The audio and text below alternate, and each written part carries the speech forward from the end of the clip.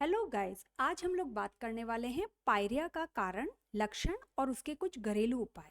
तो सबसे पहले हमें ये देखना होगा कि पायरिया क्या चीज़ होती है। और उससे भी पहले हम लोग ये देखेंगे कि दांत का और मसूड़ों का आपस में किस तरीके से अटैचमेंट होता है। तो आप ये देखिए कि जो नॉर्मल हेल्दी गम होते हैं या जो बिल्कुल स्वस्थ मसूड़े होते हैं, तो ये जैसे दांत है, यहाँ पर जो होता है ये गैप जो होता है वो यहाँ पर नहीं होता है अगर हम लोग देखते हैं। और बोन का जो लेवल है वो भी बिल्कुल परफेक्ट रहता है। तो ये जनरली हमें देखने को मिलता है जब हमारे मसूड़े बिल्कुल स्वस्थ अवस्था में हों। लेकिन अगर कोई भी मसूड़ों से संबंधित अगर बीमारी है, तब क्या प्रॉब्लम रहती है, या तो जैसे अगर प्लाक का होना या फिर हार्ड कैलकुलस या टार्टर का जमा हुआ रहना। तो ये देखिए, अगर यहाँ पर ये इस तरीके से प्लाक अगर जमा हो गया है दांत के बीच में, तो यहाँ पर ये क्या करेगा, क्योंकि इसके अंदर बहुत सारे माइक्रो ऑर्गेनिजम्स भी रहते हैं जो क्या करते हैं, हमारे मसूड़ों का इन्फ्लामेशन करवाते हैं। इन्फ्लामेशन मतलब उनमें सूजन आना, दर्द होना, इस टाइप का हल्का सा स्टार्टिंग पॉइंट वो करवाते हैं। कई बार ब्लीडिंग्स में स्टार्ट हो जाती है, कई बार रेडनेस हमें दिखती है।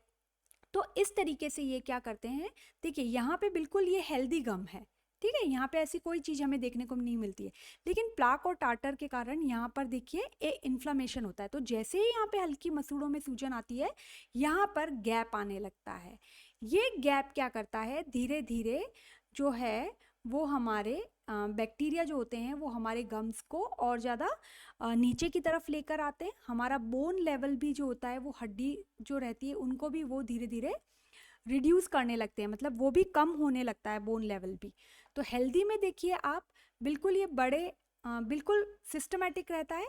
लेकिन अगर हम गम डिजीज़ के अंदर देखते हैं तो इन्फ्लामेशन और जो बोन लेवल है वो दोनों हमें देखने को मिलते हैं। तो पायरिया में अगर हम लोग मेनली देखते हैं तो क्या रहता है, एक तो मसूड़ों से खून आना। अगर हम दांतों को देखेंगे तो दांत हमें थोड़े लंबे होते हुए दिखेंगे, ऐसा लगेगा कि हमारे दांत लंबे हैं। लंबे एक्चुअल में नहीं हो रहे हैं, लेकिन क्या हो रहा है, ये जो मसूड़े हैं ये नीचे जा रहे हैं, और इसकी वजह से देखिए यहाँ पे पॉकेट जैसा हमें गैप देखने को मिलता है। इस गैप के अंदर क्या होता है, बहुत सारा खाना इकट्ठा हो जाता है, बहुत सारा मतलब जो भी पस वगैरह जो भी होता है, जो बैक्टीरिया प्रोड्यूस करते हैं, वो सब हमें यहाँ देखने को मिलता है। तो ये सारी चीज़ें जो होती हैं ना, ये पायरिया को बढ़ा देती हैं। तो अगर हम देखिए इस फिगर में, देखिए ये जो बिल्कुल टीथ है ये नॉर्मल है, बट धीरे धीरे स्टार्टिंग क्या हुआ है, हमारे मसूड़ों में हल्का हल्का अगर हम इन्फ्लामेशन देखते हैं तो उसको जिंजिवाइटिस रहता है। एंड नेक्स्ट अगर हम देखते हैं तो बोन रिडक्शन होता है, और दांत का हल्का हिलना, ब्लीडिंग होना, थोड़ा लंबा दिखना, ये सारे कारण हमें पायरिया के देखने को मिलते हैं। तो पायरिया में क्या मेन लक्षण रहेगा, हम अगर दांतों को देखेंगे तो मसूड़ों से खून आना सबसे बड़ा कारण हमें देखने को मिलेगा, जो कि जिंजिवाइटिस करवाता है। ठीक है, ये एक बीमारी रहती है जिसमें जिंजाइवा में इन्फ्लामेशन हमें देखने को मिलता है। कई बार मसूड़ों में सूजन और रेडनेस हमें देखने को मिलती है, और मसूड़े जो हैं वो कई बार अपनी जगह से थोड़े से नीचे जाने लगते हैं, और हमें ऐसा लगता है दांत लंबा होता है। धीरे धीरे क्या होता है, ये चीज़ दांत को लूज करती है। इस कंडीशन में जो है बेड ब्रेथ की प्रॉब्लम सबसे ज़्यादा रहती है, जिसे हम हेलिटोसिस कहते हैं। अब पायरिया एक दिन में नहीं हो सकता है, ये टाइम टेकिंग होता है। तो हमें स्टार्टिंग से ही इस चीज़ पर ध्यान देना है कि पायरिया जब भी हम ये चीज़ें स्टार्टिंग में फर्स्ट टाइम देखते हैं, तभी हमें अलर्ट होना है। मतलब ब्लीडिंग गम्स अगर हैं तो ये एक नॉर्मल कंडीशन नहीं होती है। अगर ब्लीडिंग स्टार्ट हो रही है मतलब हमारी बॉडी हमें साइन दे रही है, गम्स हमें साइन दे रहे हैं कि जो भी इन्फेक्शन है उसे हमें कंट्रोल करना है। ठीक है, तो ये पायरिया एक दिन में ये प्रॉब्लम होने वाली नहीं है, तो हमें इसे कंट्रोल करना है इन अगर हम लोग ये सारे सिम्टम्स देखते हैं तो। नेक्स्ट, पायरिया के कारण क्या हो सकते हैं, किस कारण से पायरिया हो रहा है। अगर ओरल हाइजीन ठीक नहीं है, अगर उससे हम लोग दिन में 2 बार या 3 बार ब्रश नहीं कर रहे हैं, ठीक है, और माउथ वॉश यूज़ नहीं कर रहे हैं, फ्लॉसिंग नहीं कर रहे हैं, तो ये सारी कंडीशन जो है वो पुअर ओरल हाइजीन को बताती हैं और तब पायरिया के होने के चांसेस सबसे ज़्यादा रहते हैं। फिर हमने ये देखा था कि अगर मसूड़ों में सूजन आना स्टार्ट होती है या ब्लीडिंग रहती है या बहुत लंबे समय तक ये बनी रहती है, तब भी पायरिया होने के चांसेस रहते हैं। देन जेनेटिक्स कई बार कारण हो सकता है, जो हेरिडिटी रहती है, जैसे अगर आपकी फैमिली में किसी को ये प्रॉब्लम है तो वो फैक्टर्स जो होते हैं, जेनेटिकल फैक्टर्स जो होते हैं, वो भी ये प्रॉब्लम करवाते हैं। देन कई बार बहुत ज़्यादा लोग स्मोकिंग अगर बहुत ज़्यादा लेते हैं, अदर कोई भी सिगरेट स्मोकिंग है या टोबैको च्यूइंग है, तो ये सारी चीज़ें भी पायरिया को करवा सकती हैं। कई बार हार्मोनल चेंजेस रहते हैं प्यूबर्टी के टाइम पर, तब भी हमें कई बार देखने को मिलते हैं। प्रेगनेंसी के टाइम पर हमें चेंजेस देखने को मिलते हैं, तब भी पायरिया होने के चांसेस रहते हैं। क्योंकि तब क्या होता है, स्वेलिंग अगर गम्स में होगी तो वो धीरे धीरे पॉकेट फॉर्मेशन करवाएगी और फिर वहाँ पर अगर खाना वगैरह इकट्ठा होगा तो वो प्रॉब्लम होने के चांसेस रहते हैं। कई बार पुअर डाइट अगर रहे तो ये सारी चीज़ें भी पायरिया करवा सकती हैं, क्योंकि ये गम हेल्थ को डिमिनिश्ड करती हैं और उसकी वजह से फिर पायरिया के चांसेस ज़्यादा रहते हैं। और मेडिकल कंडीशंस में सबसे, जैसे कि डायबिटीज़ में भी जो हीलिंग प्रॉपर्टी होती है वो कम हो जाती है, तब भी पायरिया के चांसेस जो रहते हैं वो बहुत ज़्यादा रहते हैं। तो ये सारे कारण हैं जो पायरिया को करवाने में हेल्प करते हैं।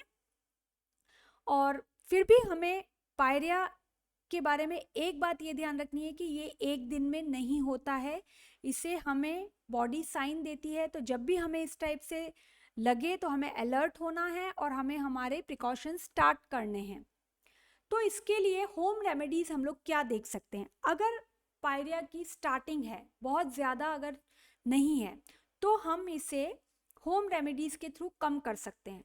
बट अगर हमारी प्रॉब्लम बहुत ज़्यादा है, ब्लीडिंग बहुत ज़्यादा है, दांत लूज़ हो रहा है, बहुत हेलिटोसिस है, तब हमें डॉक्टर के पास जाना होगा, क्योंकि वो तब घर पर नहीं हो सकता है और वो जो भी फिर सजेशन हमें देते हैं, हमें उस ट्रीटमेंट को फॉलो करना है। बट होम रेमेडीज़ हम लोग देख लेते हैं। तो सबसे पहले हमें ब्रशिंग प्रॉपर रखना है। दिन में 2 बार हमें ब्रशिंग करना है, फ्लॉसिंग करना है एंड हमें माउथ रिंस करना है। किससे?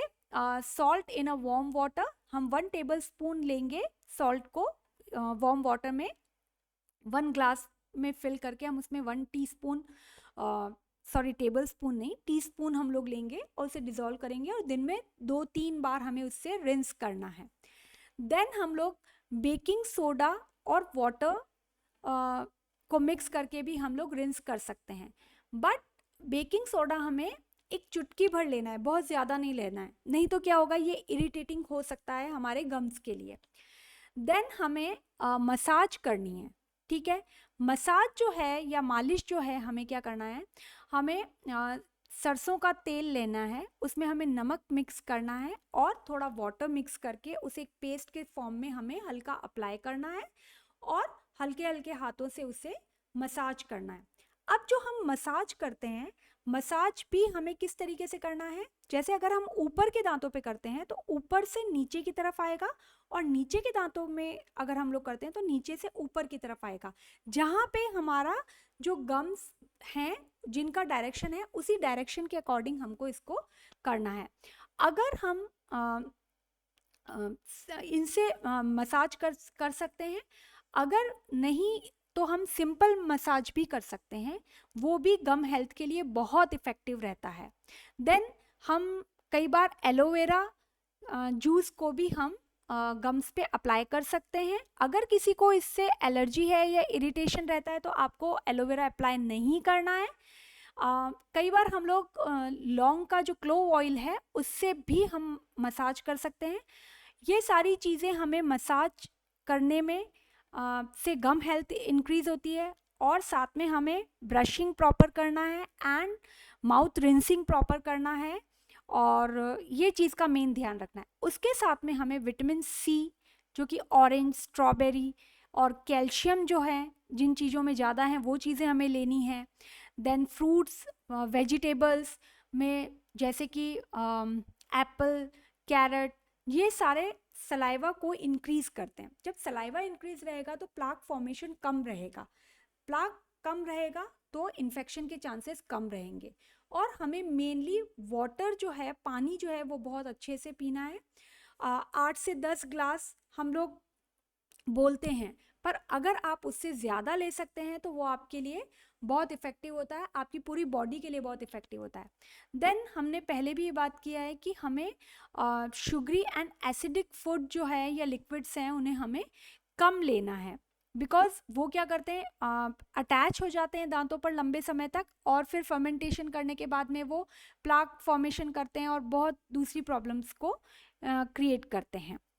तो मेनली हम पायरिया के लिए क्या चीज़ पर ध्यान देंगे? हमें सबसे पहले तो हमें ब्रशिंग करना है 2 बार, फ्लॉसिंग करना है हमें 2 बार, और डेंटल चेकअप हमें हर 6 मंथ्स में करवाते रहना है। यही चीज़ पायरिया को रोकने के लिए बहुत इम्पॉर्टेंट है। लेकिन अगर इन सब चीज़ों के बावजूद भी गम्स से अगर बहुत ज़्यादा ब्लीडिंग रहती है, पेन रहता है और आपको दांत लूज बहुत ज़्यादा लगते हैं, तो इन सब के लिए हमें डेंटिस्ट के पास जाना है।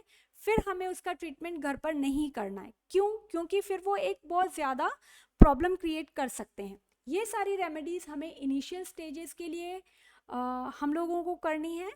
अगर प्रॉब्लम ज़्यादा है तो हमें डेंटिस्ट से कंसल्ट करना है। आई होप आपको पायरिया से संबंधित ये जानकारी अच्छी लगी होगी। अगर हाँ, तो आप वीडियो को लाइक एंड शेयर कीजिए ताकि किसी और को भी हेल्प हो सके, और चैनल पर नए हैं तो सब्सक्राइब कीजिएगा। मिलते हैं हम ऐसी ही नेक्स्ट वीडियो में। Till then take care.